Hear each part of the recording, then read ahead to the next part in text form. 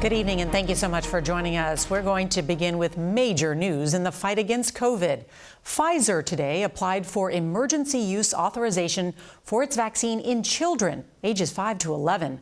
Pfizer has said a mini dose of the vaccine is safe for younger children. CBS News has learned the CDC's advisory committee will meet the week of November 1st.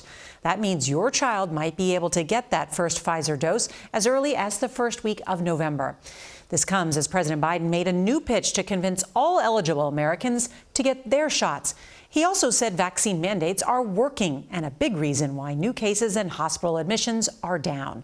And tonight, there's a chilling new number about how many children lost a parent or grandparent caregiver due to COVID.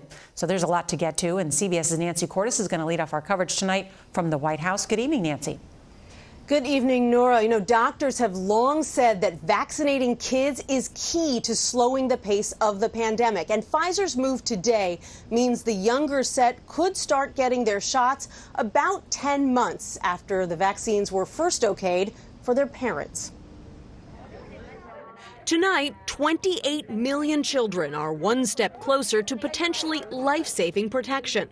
Pfizer and BioNTech have asked the FDA to authorize their vaccine for use in children ages 5 to 11 at 1/3 the adult dosage. You want to maximize the protection with the fewest amount of side effects.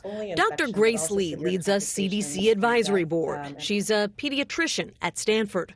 Like many other children's hospitals, we have had children who have died of COVID. I think that while the vast majority of children can tolerate the infection and do well, we also know that sometimes we're not able to predict well who will suffer severe consequences. Kids make up 22% of the population, but 27% of newly reported COVID cases. Immunizing them could help prevent scenes like this.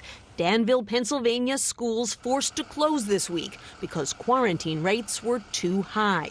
I was nervous, I should say, because he's under the high-risk zone with asthma.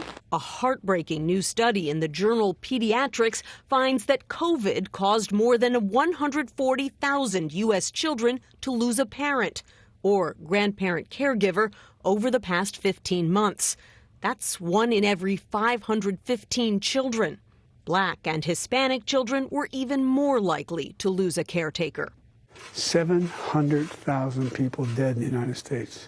In Chicago today, President Biden argued new corporate vaccine mandates are making a difference by pushing the number of eligible but unvaccinated Americans down from 95 million in late July to 67 million today. My message is require your employees to get vaccinated. With vaccinations, we're going to beat this pandemic finally. Without them, we face endless months of chaos in our hospitals, damage to our economy, and anxiety in our schools. And Nancy joins us from the White House. So Nancy, the administration had been working on that rule to require all big companies to get their employees vaccinated. Where does that stand?